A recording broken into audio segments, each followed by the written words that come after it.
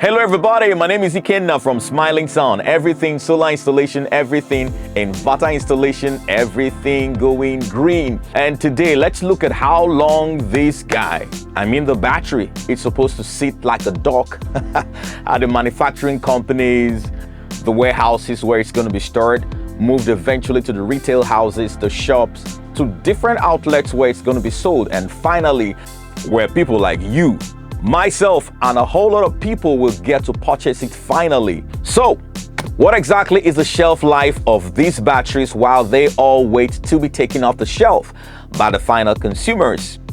Does it go bad? Can it sit right there forever before it's being sold? Does it really matter how long it stays? Does it have side effects on the batteries? Any form of implications, complications, whatever? And exactly how long can it stay before it goes bad? If you want to find out this information, stick around. I'll be right back.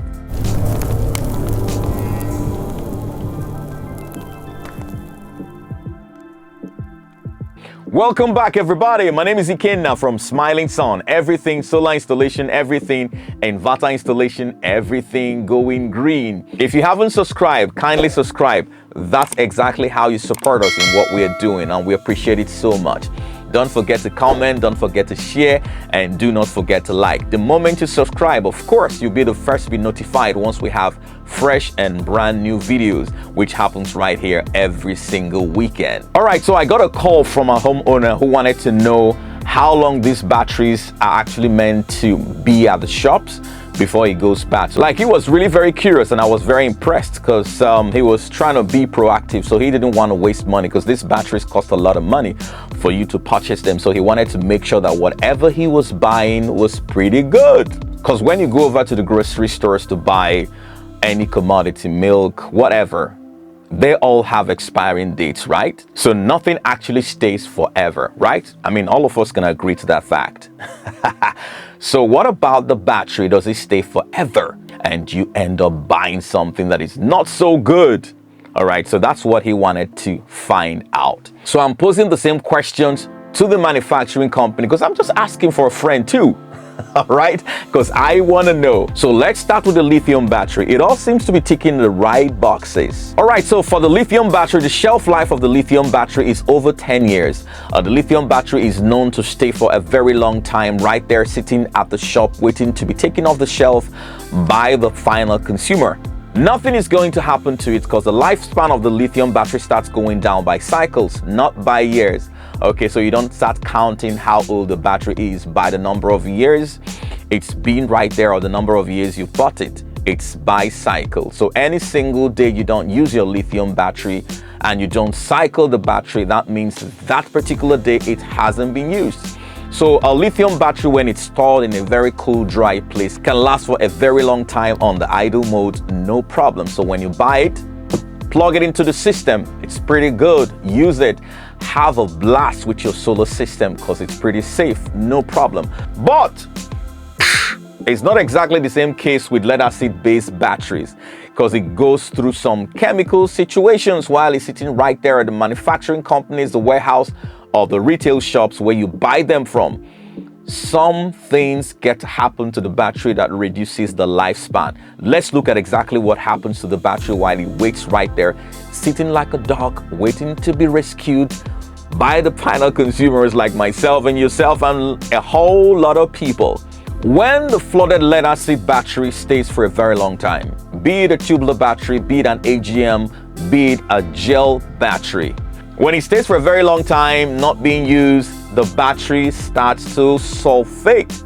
All right, and the sulfation means that the electrolyte contained, that's the lead acid base, in the battery will begin to break down. And when the electrolyte begins to break down, the sulfur in the solution will begin to leach into the negative plates of the battery. It will begin to crystallize and the negative plate of the battery begins to stick on it. And once that happens, it weakens the ability of the battery to be able to receive and discharge charges, all right? And that's when you begin to notice that the battery is no longer holding on to power like it used to.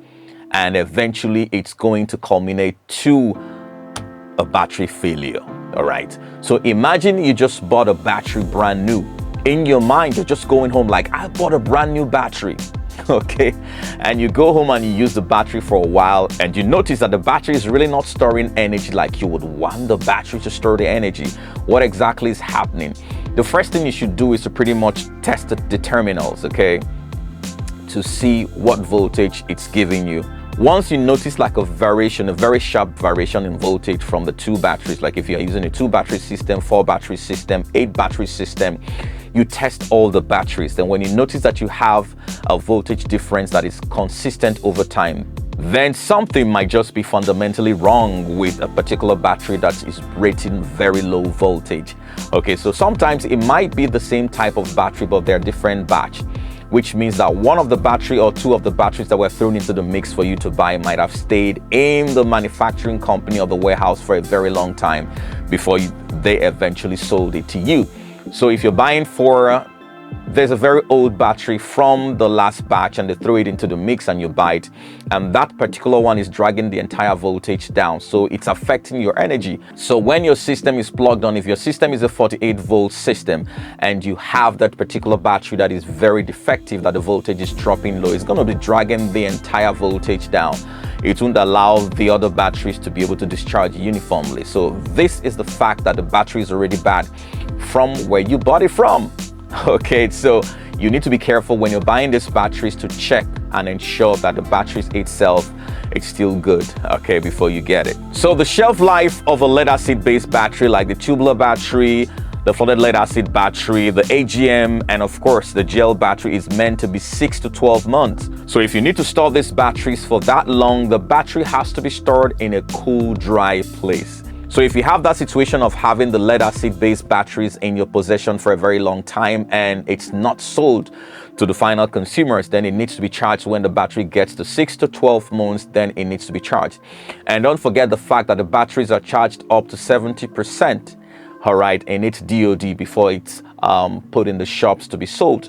It's not charged to 100%. So all the lead acid based batteries all self-discharge 3% every single month. But for the lithium battery doesn't self-discharge. So if you have a lead acid battery which is on idle mode, not being used for a very long time, know that you're losing 3% self-discharge every single month. So if you have it in your possession, have it in mind that the battery in itself was charged to 70% before it was placed on the shelf for you to be able to sell them to the final consumers. So the shelf life of this battery is supposed to be between 6 and 12 months. Once it gets to 1 year and above and it's not being charged, the batteries will begin to crystallize, and like I said earlier, the electrolyte will begin to break down and begin to stick and weaken the battery's ability to be able to receive and dispense charge. It's important for you to know how long the batteries have been sitting at the warehouses or the shops before you purchase the battery, otherwise you might just be buying a bad good from the very beginning. And the irony is, like, you're going home and like, woo, I got myself a brand new battery, so no power situation for me in a very long time, and you get home with a very bad battery and the problem still continues, persists for you. All right, everybody, that's very much we can take today. Thank you so very much for dropping by. If you haven't subscribed, kindly subscribe, because that's exactly how you help us in this work that we're doing, and we appreciate it so very much. Okay, so don't forget to comment, don't forget to share, and do not forget to like. And don't forget, the minute you subscribe, you'll be the very first to be notified once we have fresh and brand new videos, which happens right here every single weekend. Thank you so very much, guys, and see you in the next video.